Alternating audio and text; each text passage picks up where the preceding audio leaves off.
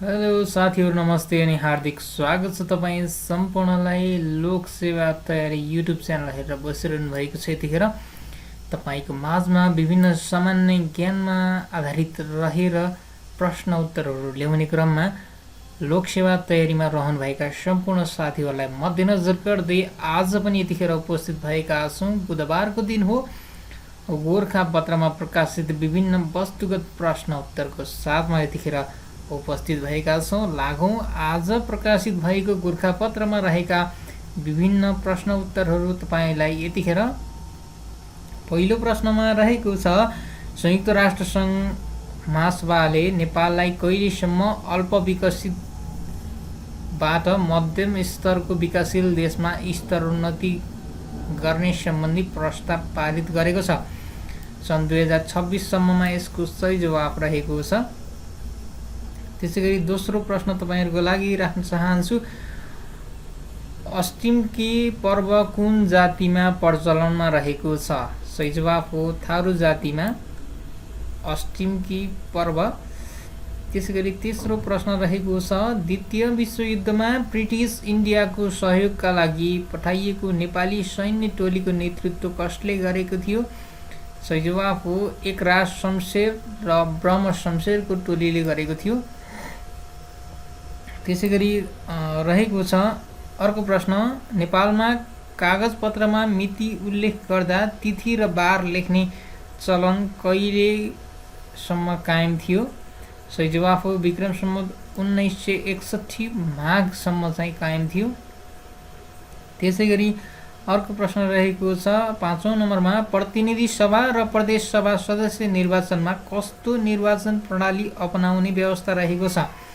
सही जवाफ हो पहिलो हुने निर्वाचन प्रणाली र समानुपातिक निर्वाचन प्रणाली।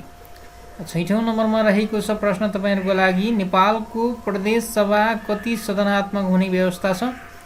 सही जवाफ हो 1 सदनात्मक।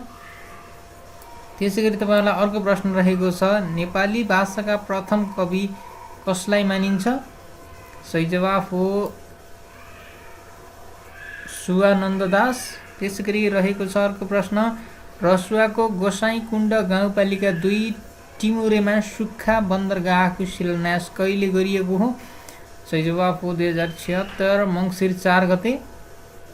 त्यसैगरी अर्को प्रश्न रहेको छ, FTTH को पूरा रूप के हो?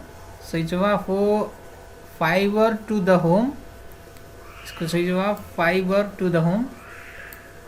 त्यसैगरी अर्को प्रश्न रहेको छ, प्रसिद्ध गोकर्णेश्वर महादेव मन्दिर कहाँ रहेको छ? सही जवाफ हो काठमाडौँ। यसको सही जवाब। त्यसैगरी अर्को प्रश्न रहेको छ 11औं नम्बरमा, कर्णाली प्रदेशलाई सहयोगापेक्षी सडक मानव मुक्त घोषणा कहिले गरिएको हो? 2076 माघ 4 गते। त्यसैगरी अर्को प्रश्न रहेको छ साथमा, चलचित्रका क्षेत्रमा नोबेल पुरस्कारको रूपमा मानिने प्रसिद्ध ओस्कार अवार्ड पहिलो पटक कहिले प्रदान गरिएको थियो? सही जवाफ हो सन् 1929 मा प्रदान गरिएको थियो।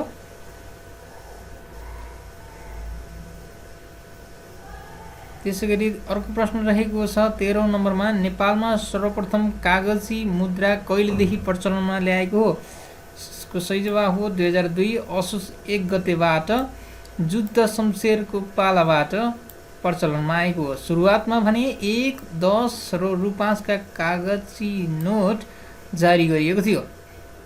सदरमुलकी खानाबाट जारी गरिएको नोटमा दस्तखत भने खजान्ची जनकराजको थियो। यो तपाईहरुलाई जानकारी रह्यो साथीहरु। त्यसैगरी आजै प्रकाशित भएको गोरखापत्रमा रहेको छ 14औं नम्बरमा, आन्तरिक राजस्व विभागले केन्द्रीय बीजक प्रणालीको सुरुवात कहिलेदेखि गरेको हो? विक्रम सम्वत 2074 मङ्सिर 1 गतेबाट। त्यसैगरी अर्को प्रश्न रहेको छ, नेपाल तथा एसियाली अध्ययन केन्द्र सिनास कहाँ रहेको छ?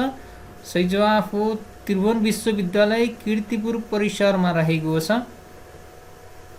त्यसैगरी तपाईहरुलाई अर्को प्रश्न रहेको छ, नेपालमा पहिलो पटक कलेजो प्रत्यारोपण कहिले गरिएको हो? सही जवाफ हो 2073 मङ्सिर 22 गते। 17औं नम्बरमा रहेको छ, नेपालको कुन ठाउँमा अटो भिलेज रहेको छ? सही जवाफ हो बुटवलमा। त्यसै गरी अर्को प्रश्न रहेको छ बुद्ध थिम पार्क कुन देशमा निर्माण गरिने भएको छ? यसको सही जवाफ हो श्रीलङ्का। 19औं नम्बरमा रहेको छ यारी भन्ज्याङ हुम्लामा पर्दछ भने नाम्जा भन्ज्याङ कहाँ पर्छ? अत्यन्तै महत्त्वपूर्ण प्रश्न तपाईँहरूको लागि। नाम्जा भन्ज्याङ मुगुमा पर्दछ, यारी भन्ज्याङ हुम्लामा पर्छ। 20औं नम्बरमा रहेको छ गहना सङ्ग्रहालय भद्रकाली काठमाडौँमा रहेको छ भने बागमती सभ्यता सङ्ग्रहालय कहाँ रहेको छ? सही जवाफ हो गुहेश्वरी, काठमाडौँमै रहेको छ, स्थान हो गुहेश्वरी। 21औं नम्बरमा रहेको छ नेपालमा कति प्रजातिका सर्प पाइन्छन्? सही जवाफ हो 83। सबैभन्दा पछि पत्ता लागेको शुक्लाफाँट राष्ट्रिय निकुञ्जमा फेला परेको उडुवा लहरी सर्प जुन चाहिँ सुकेको लहरा जस्तै देखिने हो। 83 प्रकारका सर्प पाइन्छन् प्रजातिका। त्यसै गरी अर्को प्रश्न रहेको छ विश्वमा क्रेडिट कार्ड प्रयोग गर्ने पहिलो राष्ट्र कुन हो? अमेरिका रहेको छ। त्यसै गरी तपाईँहरूलाई अर्को प्रश्न राख्न चाहन्छु 23 नम्बरमा वन ऐन 2076 अनुसार वन भन्नाले के बुझिन्छ? पूर्ण वा आंशिक रूपमा रुख वा बुट्यानले ढाकिएको क्षेत्र।